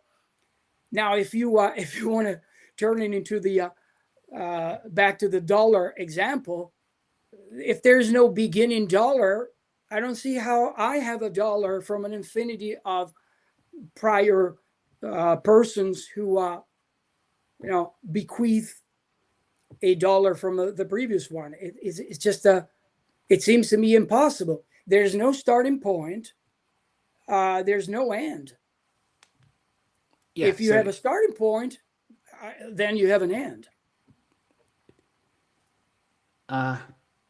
So like if we think about it in terms of like counting, right? If I start counting now, count up through the natural numbers, the reason that I won't get to the end is because there is no final natural number. Yeah, there's no end. So, but if we think about counting down through the natural numbers, well, now there is an end because 0 is the end. But when do you start? Well, you don't start. Well, but then if you don't start, what makes you think? What gives you the even the bit of certainty that you could finish? You cannot finish because you don't Well, start. hold on. Do you have to start counting in order to finish counting? Oh well, unless you're cheating and you're jumping right in the middle. Let's say there's a long sequence, and so for example, I've cheated and I start from a gazillion trillion zillion, and I work my way downward, and I said 3, 2, 1, 0, done. But I've cheated. I started at an arbitrary number. Why? So why think you started? I mean, I don't understand. I mean, let's just Because suppose. we're Here's the talking about. hypothesis. Hold on. Here's the hypothesis. Yeah. Someone's finished counting down now. He goes 3, 2, 1. I'm finished. Right. Right. We don't You've suppose that he completed started. something. Yeah. So let's not suppose that he started. Right. What's the problem? The problem is that it is impossible. What are you Well, saying? why think that? But look, if there is no if there's no start, you don't restart. Literally, you say, "Let me." There's an infinity of steps. Let me go downstairs. At one point, you're going to have to say, "Let me go downstairs." Well, But supposedly, the picture in our mind should be different in your view, because there is no start. So so what's happening to this person, hypothetical person, walking down the stairs? Well, it's just stairs and stairs and steps all the way, but he will never get anywhere because there's an actual infinity of steps ahead of this person. no, if he's walking down the stairs and the stairs end here, there's never an infinity of stairs in front of him. There's always an infinity of stairs behind him, right? No, But he's but then always got a finite journey to go. no, but you're cheating then, because I'm you're not willing. cheating. I'm just Yeah, describing you're the cheating because situation. How am I you're saying, cheating? well, it is cheating to me because you're arbitrarily saying, we start at one point. I'm not saying that. What When did I say that? I said, imagine someone who's always been walking, let's say, down the stairs. He's always been walking down the stairs. Yeah, the problem, you see, here's my problem with that. As I was saying before, as I have said already a number of times, I think that what's misleading here is that we talk about the possibility of traversing an infinity or walking down the stairs, and before we have demonstrated that it is possible to have such an infinity of items. And I I'm think that not you have saying to. it's possible. I'm just saying if you think it's impossible, show me what's wrong with this thought experiment. Well, I'm not begging the question. I'm not saying it is possible. well, again, the impossibility is clear to me because you would not have a beginning. That's agreed, though. And That's part of the there's no discussion. There's no point in beginning. time that you can even start the action of walking down the stairs. But why You does would that imagine mean? something science fiction-y where there's a person in space, doing this, just walking, But I don't think that that's even possible because there is no point where this person says, "I'm going to walk down the stairs." You just find yourself walking. That is not even a possibility, I think. But I think so. It sounds to me like you're saying the problem with a beginningless series is that it doesn't have a beginning.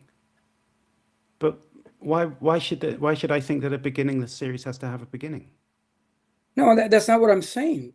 I'm not demanding that a beginningless series must have a beginning. What I'm saying is that if you don't have a beginning, if you don't say, for example, "I'm going to walk down the stairs," or "I'm going to turn on a lamp," then the very idea of, as you put it, a person who's been walking down the stairs from eternity doesn't even make logical sense to me. Well, when you say it doesn't make logical sense, it doesn't seem like I've contradicted myself. So it seems to me that it's logical. I don't know what you mean by saying it doesn't make sense. It sounds to me like you're saying, yeah, I can't picture all the rooms in Hilbert's hotel. You don't worry about trying to No, picture all of the steps. That doesn't matter. I'll just describe it to you. He's always been walking. It was your thought experiment from your paper that he's been walking down the stairs right, forever, right. right? Did you not And the point describe that is, then? no, and my Does it point is, make sense as a thought experiment? well, It does. my point in the paper is that you cannot reach a designated point from an infinity of prior moments or states. That is the point of the staircase. Obviously, the staircase is not a great example, but it boils down to the same principle that an infinity of prior moments would never lead to the present moment, and the reason is because you don't have a start. You don't have a start. Now you say, but what's wrong with saying a person who's been walking, you said, forever? I don't think that that's possible. Metaphysically or logically possible, I don't think I it's know, possible. but you're supposed to be explaining a reason for thinking that. I mean, Well, the why reason think? is because you don't start. You don't have a beginning. Okay, but so you think a beginningless series has to have a start? No, it's not what I think. That's So not I what I just said, said. why think that it's impossible? And you said No, because it doesn't have a start. no, rather, what I'm saying is the very fact that there is a present moment, or if you want to put it in terms of a staircase, the very fact that there's a person here in the lobby of the building right now is because this person walking down the steps started walking down the steps. Wait, so why Now, think that he has to have started walking down this? You're insisting that he started doing it. but If that's because on the table, then of course they because couldn't then be you're in a this. situation where you say magically there is a person walking down the stairs and it came from nowhere, and it's been doing this from eternity. Now, why is it that the person has walked down all the steps just now and not last year, 2 years before, a million years before? After all, an infinity of steps would have elapsed. I mean, an infinity of temporal sequences or an infinity of steps or items would have completed, Yeah, but at you know any what? time. The same number of steps has been completed every time, right? But that doesn't mean that all of the steps have been completed, right? So if I take all of the natural numbers greater than 10, that's the same number of numbers as if I just think of all of the natural numbers. But it's not all of the natural numbers, right? Because it doesn't include those ones less than 10. So it doesn't, just saying he's already walked down an infinite number of steps is just, you're just like kind of forgetting that in an infinite sequence, you can have a subset that's equinumerous to the whole, Sure, right? So you can't sure. rely on the fact that just because he's walked an infinite number of steps, that means he's walked through all of the steps, right? There could still be 10 steps left, right? Even though he's walked through an infinite number already. That's just what infinite staircases are like. It's Well, like in my view, correct me if I'm wrong, but in my view, the problem here is that, and I don't want to accuse you of doing this, but if you presuppose that there is a present moment at which you can arrive, or if you presuppose that there's a lobby in a building that you can arrive at, well, that's a different story. But in the case of the universe, it wouldn't be like that. We shouldn't presuppose that there is the year 2026 already in existence. So you've got the situation where this hypothetical person is walking, going nowhere. Then if you say, well, in time, with patience, it's going to arrive into the lobby. No, you're presupposing that the lobby's already there. You're cheating. The present You can't moment do is that. here. The present moment is here. But Right? it The is question here, is but it how wasn't. many.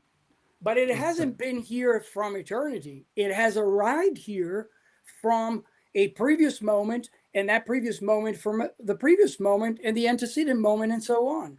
Okay, So but then the question would be, either you say the present moment has already existed, like in eternalism, where all moments are equally real. Well, okay, I get it. Fine, you can say that. But in that case, there wouldn't be an infinity, right? It seems to me. But if you don't assume that the present moment already exists and has existed, then it is simply impossible to produce the present moment from an infinity. Just like it would be impossible to arrive anywhere whether it's the lobby or hell or heaven, from an infinity of steps. I think I think you're making a difficulty there whether there needn't be one. Let's just suppose like now exists, right? We both agree with that. And then the question is, how many previous events have there been, right? And let's just conceptualize them as walking, each previous event is like a step on a staircase, right? Yep. Then, I mean, I'm not presupposing something about the destination. I'm just like, it's convenient to think of the present moment as the bottom of the staircase, right? And then if we go back one day, that's one step on the staircase. We go back 2 days, that's 2 steps on the staircase. How am I smuggling in the end result? I'm just like, the starting point is we're here now having a conversation. Let's just conceptualize what happened before it as a series of steps. And are you telling me that I'm not allowed to talk about the present moment as if it's a destination or something? Plainly, No, because that's the beginning of the conversation, right? No, because it seems to me that you again there's some begging the question there. You're presupposing that an infinity of past moments, an infinity of things can exist, and then you say if an infinity of past moments can exist and you have a present, no problem there. There's a previous one and a previous one and a previous one, and we have arrived here as a result of that. But I don't think that's even possible. I'm not. Listen, it was your thought experiment in your paper where you were trying to say that there couldn't be an infinite number of past events, right? But all I'm saying is, what exactly is the problem with the hypothesis that the staircase has no beginning, right? And then are you telling me that I'm presupposing that there could be an infinite staircase? I'm not doing that. I'm just asking you about your thought experiment. You're the one my making thought, it. my thought experiment. Yeah, my thought experiment is that if you, as I explained, I mean, I'm going to repeat myself at this point, that we have arrived at the present moment from a previous moment. Mm-hmm. Now, if you say, well, we have ended a certain sequence of events all the way down to the present. But from where? Well, you're not allowed to ask from where or from when, because we're supposing that there's an infinity of them. Now, suppose that I find a time machine. Okay? Great. Alex, come with me. We hop on a time machine and we go with the dial, right? We go past, let's see, and we go through the 1700s, 1500s, medieval times, Jurassic era, and so on, and then go back and back and back and back. And you say to me, look, it's late. I have to go home and have dinner. When are we going to get there? And I say, Alex, we'll never get there. We'll never get there because there is an infinity of temporal sequences. There is an infinity of steps or whatever. Yeah, but that's if you turn the direction around and go backwards, right? Well, so that's like counting upwards from 0 towards infinity. I agree with you. You're never going to get to the end. But what makes you think that when you reverse it, then it magically becomes possible? Because that's the whole point of my story. Okay, well, let me explain it then. The difference is you can't get to the end of the endless, but you can get to the end of the beginningless. That's the difference. No, because it's the same thing in reverse. It's not, because the direction of travel is different. But look. Like listen, hold on. This is the last thing, right? The direction of travel breaks the symmetry, right? You've got a sequence that's close to this. You've got to give me a reason why. Let me do it then. So here's the difference, right? You've got a sequence which is closed at this end and open in that direction. That's like the natural numbers. It starts at 0 and there's no end, right? And then you've got the negative numbers and they're open in the less than direction and closed in the greater than direction, right? Because they terminate at 0. So you just have these two mathematical structures and they're perfectly symmetrical. So in that sense then, great, there's no symmetry breaker. But here's the symmetry breaker. If I'm counting down, I'm counting away from the closed end, away from the open end towards the closed end. And that's different from counting away from the closed end towards the open end. So the direction of travel is like going from left to right, and it's not preserved. If you change the which end is open, which end is closed, but keep the direction of travel the same, that breaks the symmetry. And there you go, that's it. That's why they're different. You can't just say what holds for one holds for the other, because the direction of counting is what you need to factor in. So I can't get to the end of the endless, but that doesn't mean I can't get to the end of the beginningless. But I don't think you have demonstrated that that's possible. You're just asserting it. Okay. From what I hear, you just asserting it, because look, in my example, it's a perfectly legitimate example. If you could trace your steps back, you should be able to do it in principle. You should, if you can, and